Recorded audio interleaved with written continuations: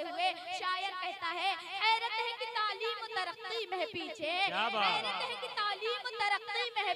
پیچھے، جس قوم کا آغاز ہی اقرا سے ہوا تھا، جس قوم کا آغاز ہی اپنے محبوب صلی اللہ علیہ وسلم سے ارشاد فرماتا ہے اے محبوب آپ کہہ دیجئے کیا علم والے اور بے علم برابر ہیں؟ محترم حضرات، کیا علم والے اور بے علم برابر ہو سکتے ہیں؟ نہیں، ہرگز نہیں، اس لیے کہ علم روشنی ہے اور جہل تاریکی ہے، روشنی اور تاریکی برابر نہیں ہو سکتی، اجالا اور اندھیرا برابر نہیں ہو سکتا، علم وہ دولت ہے جس کو کوئی چرا نہیں سکتا، علم کی وجہ سے انسان دانشور کہلاتا ہے، علم کی وجہ سے انسان حدیث مصطفیٰ کو جانتا ہے، علم کی وجہ سے انسان اپنے آپ کو پہچانتا ہے، علم کی وجہ سے انسان عظمت انبیاء کو پہچانتا ہے، اور علم ہی کے ذریعے انسان اپنے رب کو پہچانتا ہے۔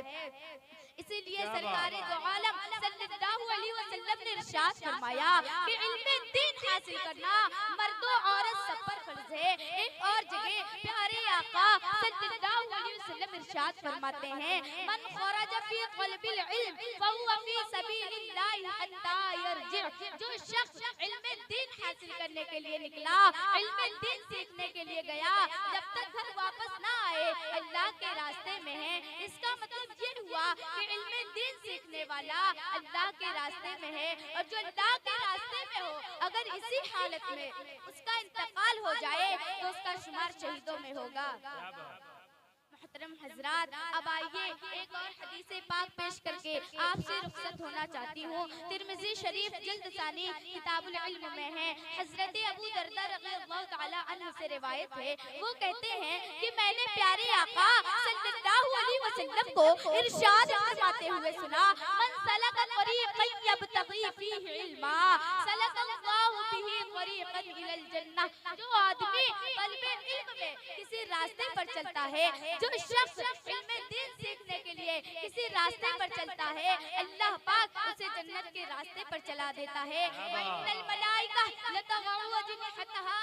لِطَالِبِ الْعِلْمِ، اور بے شک فرشتے طالب علم کی رضا اور خوشنودی کے لیے اس کے پاؤں کے نیچے اپنے پر بچھاتے ہیں۔ وَإِنَّ الْعَالِمَ لَيَسْتَغْفِرُ لَهُ مَنْ فِي السَّمَاوَاتِ وَمَنْ فِي الْأَرْضِ حَتَّى الْحِيتَانُ فِي الْمَاءِ، اور عالم کے لیے زمینوں آسمان کی ہر چیز، یہاں تک کہ پانی میں مچھلیاں بھی مغفرت طلب کرتی ہیں اور عالم کے لیے بخشش کی دعائیں کرتی ہیں۔ وَفَضْلُ الْعَالِمِ عَلَى الْعَابِدِ كَفَضْلِ الْقَمَرِ عَلَى سَائِرِ الْكَوَاكِبِ،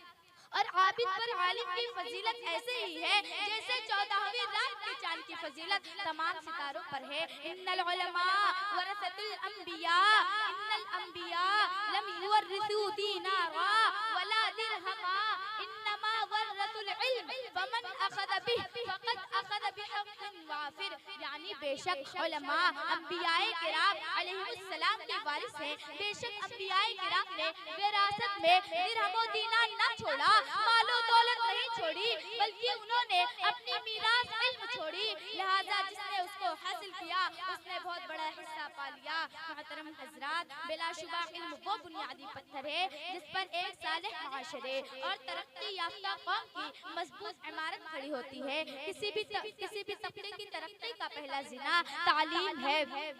تاریخ میں جن لوگوں نے اقوام عالم پر برتری حاصل کی اور دنیا میں اپنی طاقت و کامیابی کا احساس دلایا، اس کی بنیاد اور اصل سبب تعلیمی میدان میں سبقت ہے۔ تحصیل علم و فن نے انہیں منفرد اور اعلیٰ مقام بخشا، وہ ہر دور میں نامور ثابت ہوئے، ان کے عظیم کارنامے آج بھی سنہری لفظوں میں لکھے جانے کے قابل مانے جاتے ہیں۔ برادران ملت اسلامیہ، بے شک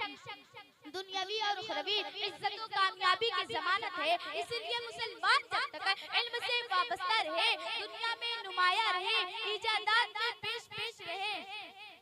تسخیر کائنات میں آگے رہے، نمایاں کامیابیاں حاصل کی، لیکن جب سے مسلمانوں نے علم کے دامن سے اپنے آپ کو آزاد کیا، میدان علم سے منہ موڑ لیا، تو ہر میدان میں پسپا ہوتے نظر آتے ہیں۔ اس بات پر حیرت و افسوس کرتے ہوئے شاعر کہتا ہے حیرت ہے کہ تعلیم و ترقی میں ہے پیچھے، حیرت ہے کہ تعلیم و ترقی میں ہے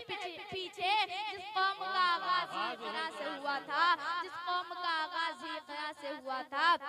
محترم حضرات، بگڑنا علم مثال شمع زیبا ہے، پگھلنا علم کی خاطر مثال شمع زیبا ہے، بغیر اس کے نہیں پہچان سکتے ہم کہ خدا کیا ہے، بغیر اس کے نہیں پہچان سکتے ہم کہ خدا کیا ہے۔ جب علم ہی نہیں تو عمل کیا ہوگا،